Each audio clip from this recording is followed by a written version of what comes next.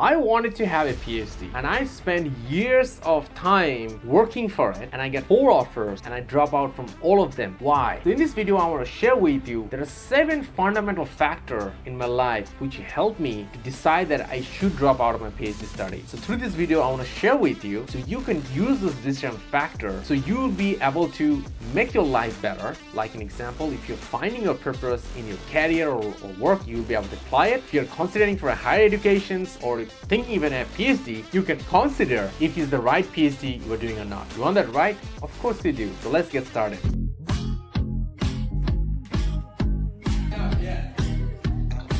Sure. So number one thing is about the lack of clarity. So back that time, I was looking for a passion. So I was been highly influenced by 2 people. So back in time when I was building my career in tech, so there are 2 people was like big players, and Steve Jobs and Bezos, they are like an icon that time. So I used to listen to them a lot. So they all talked about 3 things. You gotta have a career, you gotta have a passion, and you have to have a calling. So I realized this one, I wanna have my career. And my career is about I want to be a CIO. I want to be a chief of technology of any business environment. And it should be $1 billion business at least size. So that was very clear. So then I was thinking, what is my passion about it, right? So I realized this one, I love to find out the reason. And I like to do research about it. So back that time, I started doing the research about how to build the software better, how to build the software more efficiently, how to build the software more effectively. And then I stack up myself that how to apply the software more better in a business environment so it is a bigger impact. So all this research I was doing into it, every time I was making a new approach, I believe that is a new approach. So I used to write them in a journal paper, and then I used to send it out to different journals and also send it out to different conferences for me to review it for them and let me know if it's the original work. Sometimes they say, no, it's not an original work. Somebody already talked about it already. And sometimes they say, oh yeah, this is an original work. It was never told before. It looks effective. You come to the conference, now you present your paper to a conference to like few hundred experts to the conference. So through this journey, I basically almost published 11 publications in IEEE publication, journal publication, conference publication, even white papers too. So now, back the time I have a mentor. Yes, my mentor has a big impact on my life. So my mentor told me that, why not taking something next step about it? So I thought that probably my next step should be a PhD degree. That is how it started. I was thinking, what is the next thing? So I started on, I was clarity about it, right? It started on as a clarity. I was thinking what should be my clarity to. And that's the point, is thinking about the iterative development. So I thought that it should be an iterative development, which often is a bad idea, and I will tell you why it is not and why it is. So iterative development, so now I want to do a PhD, that's why I can industrialization. So I told my mentor, hey, I don't have a master's degree. What can I do? They said this one, hey, you just use your publications and you make an application and send it to the university. You don't really need a master's degree, because the amount of publication you have done, you send it to the universities, they will already accept you, because a lot of PhD holders even doesn't have 11 publications. So last few months, I've learned how to write a research proposal. I make a research proposal, I put my attachment and send it to universities, and I get 4 offers. So now, after getting a 4 offer, I realized this one, now I have a clarity problem. So now, back that time, as a senior project manager for RMIT University, was working heading all kind of digital transformations for RMIT University. So now, it's a pretty good job. I like it. I was learning a lot of things, and I was developing fast too, and it was a great organization too. So now, if I want to go for a PhD, I need to drop out of my job, and I need to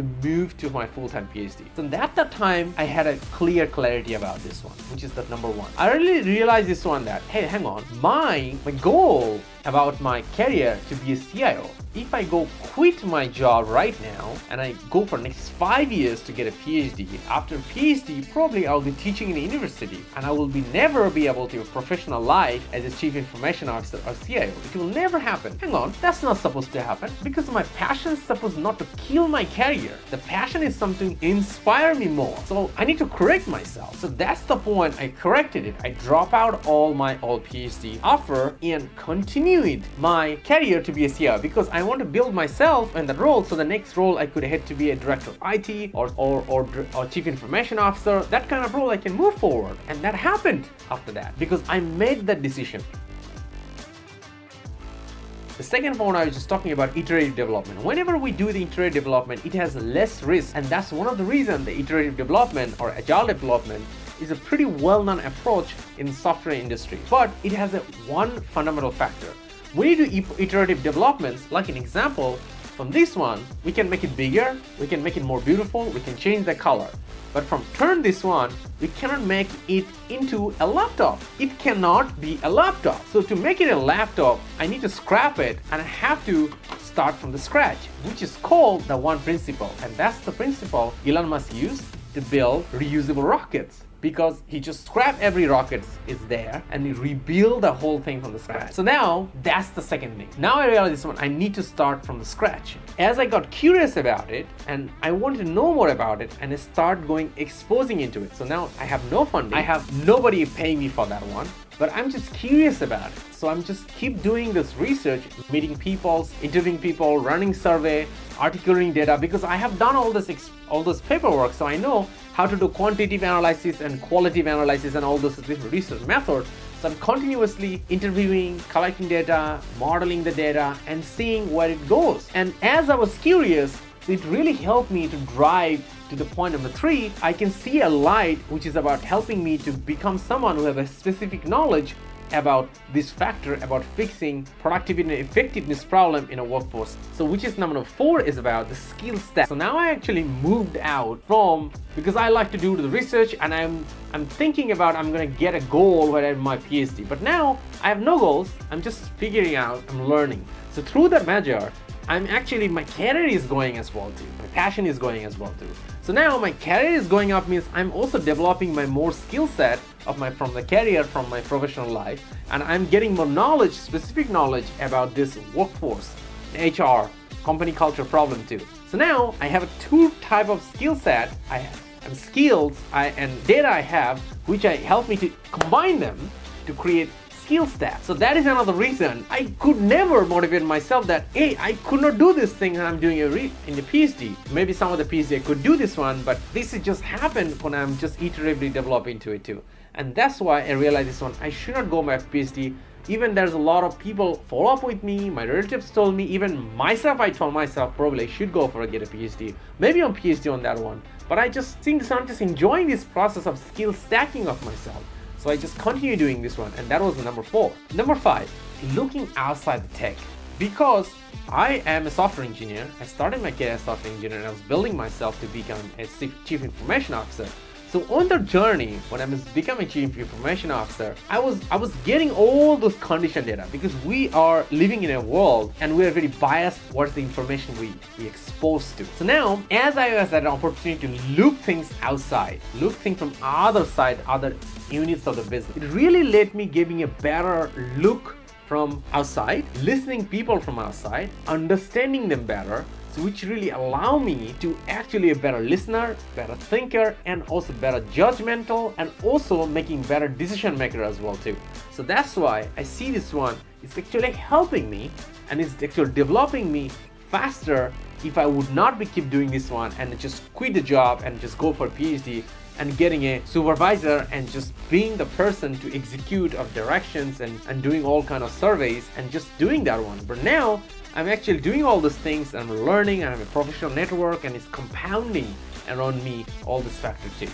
So that's why it's really helped me, and it didn't really matter that to me to convince me to go back to the PhD. Number 7, I was always thinking about how can I widen my research base. So I was doing the research in software engineering, like I say. In the beginning, I started about how to make, it was a lot about agile at that time, and software automation as well. So I was doing all those research, the quality control, agile development, software automation. So how to make the software better, faster, less buggy, and how to improve the software development process as well too. So those are all the research, right?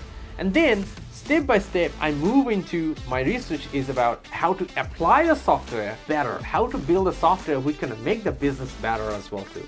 So I was been in that space for almost 5 to 6 years period of time. I'm doing research, even data mining. I think the first research I was doing it in my university degree, in my 4th year of my bachelor degree, was the data mining topic. So that also I turned into a paper later on as well. So, but I was very curious to see what is outside this thing. I'm just thinking everything from tech perspective.